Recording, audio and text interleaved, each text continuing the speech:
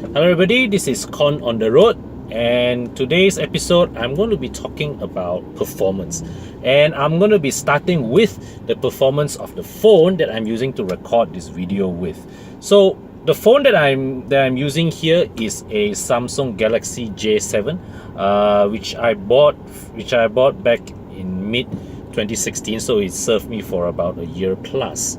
And at this point in time, the phone is already starting to show signs of lagging. It is starting to hang, and performance is, well, not as smooth as or as seamless as it used to be. My wife takes care of her phone better. Her phone has lasted her for about 3 or 4 years, but even then, it is also showing some signs of aging, and it's starting to hang and lag and all that. Now, many people would say that, oh, okay, it's quite normal for your smartphone these days to have degradation of performance after maybe about a year or two of usage. Okay, apparently it's normal, and most of us accept that without questioning. Now, allow me to take this whole scenario and turn it around. What if your car, okay, experiences the same kind of performance degradation as you experience with most of your electronic devices? Okay, we accept that our phones, our computers, except if you use Apple products, most of our phones and computers, they tend to start to slow and lag after about 2 years thereabouts of usage. Okay, if you were to take this right and put this into a car, okay, the scenario is like, today you buy a car that is able to accelerate from 0 to 100 in, say, 7 seconds. Okay, in 2 years time, or maybe in 5 years time, that car now takes 10 seconds to accomplish the same sprint. Now, will you be able to accept that kind of loss, in that kind of drastic loss in your car's performance? Cars are very, very complex devices. In fact, I have read before once that it is actually way, way more challenging to engineer a car than it is to engineer a plane. Okay, now I understand that the stakes are definitely higher when you engineer a plane. The requirements, the physical requirements, the performance requirements are higher. You have to engineer your plane to with multiple safety systems, to fly through severe storms and all that. But bear in mind also one thing: a plane, okay, is engineered with safe in the assumption that it is flown by people, by highly trained, highly qualified pilots, and it is designed to be flown whilst being maintained by a very strict service regime. A car, on the other hand, okay, can be bought and be driven by any ding dong with a Class D driving license, okay, who qualified for that license by with a theory course, and after that having to drive a few kilometers in a Brodua Viva. Okay, now that's one thing. There's also the other thing that car owners are extremely unpredictable when it comes to maintaining their cars. There are some owners who are very particular with maintaining their cars, and of course these cars will serve their owners well and will just keep going. Okay, then there are those who do not care about their maintenance, and even when you end with all these factors in mind, right, your car is still expected to perform to a certain to maintain a certain level of performance, even taken into account that it will be driven by somebody who may not be driving it the way it should be, one, or it is not maintained with the level of meticulousness that it should be.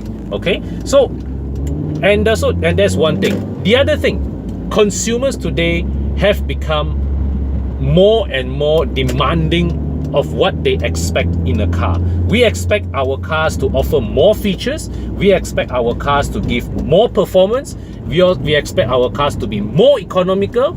At the same time, we also expect our cars to have faster renewal cycles. Okay, let's take an example. Back in the day, the Mercedes-Benz W126 S-Class, and if I remember correctly, so did the first generation BMW 7 Series, had a model life cycle of 10 years. Okay, they were on the market for 10 years.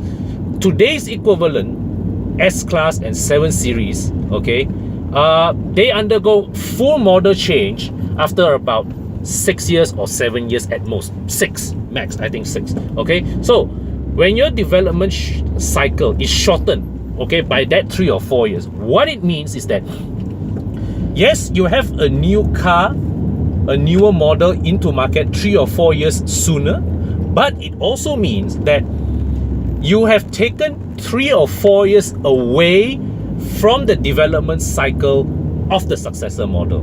Okay, so car engineers, okay, they are faced with a tight time frame.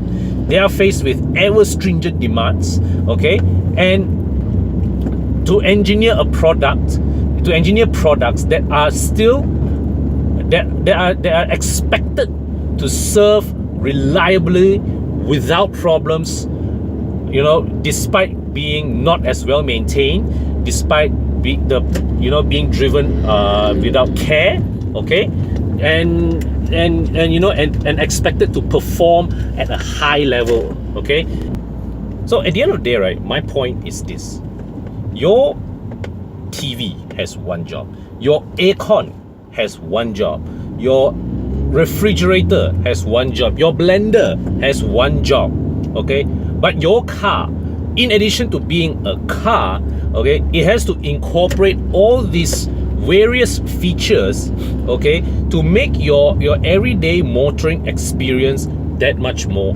pleasant, right? So you don't blink an eye when your TV, your aircon, your blender gong out after a number of years, okay? But when it comes to your car, when something fails in your car after 4 years or 5 years, some of us will actually flip table, okay? So such is the expectations that we have come to put on the reliability of these cars, right? I come to the conclusion that the car is a phenomenally reliable piece of hardware. I mean, think about it.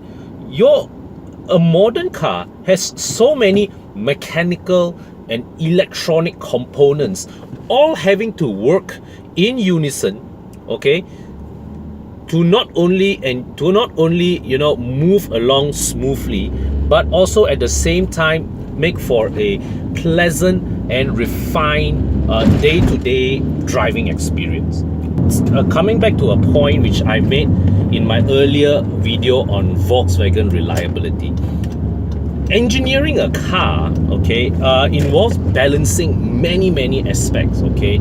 So off the top of my head, okay, it's about balancing between performance, efficiency, longevity, and cost. So when you push any one of these parameters to their limits, all the other parameters are accordingly affected, right? So to simply put, right, okay, let's say like you want to engineer a part to offer a certain level of efficiency and performance, okay, you still have, but at the same time you have to keep it within a certain fixed cost, okay, a certain minimum cost. So at the end of the day, so what is there left to give? Durability of the component. Because back then, okay, car companies can engineer a component at a certain given cost. They expect a certain level of durability, but in return that component does not perform to the kind of performance or efficiency as a modern day car. So as a result, older cars are less efficient, but they are more durable. Newer cars, on the other hand, way more efficient. But because all the various components are tasked to operate at very razor sharp margins, at supremely fine-tuned levels of efficiency, they are subjected to greater levels of fatigue, and hence they wear faster. So at the end of the day, right, just remember one thing: everything has a price. You want added features in your new car, you want added efficiency in your new car, you have to pay for that. You have to pay for all that somehow, okay? It's either in the form of more expensive components or more regularly maintained components. You can't expect, your new car to offer cutting edge features, cutting edge efficiency, okay, but at the same time expect it to be maintained with the cost of a Proton Saga or a Pro 2 Kancil. So that concludes this particular video. Do share your thoughts on the subject matter in the comment section. Until my next video, thanks for watching. Bye for now.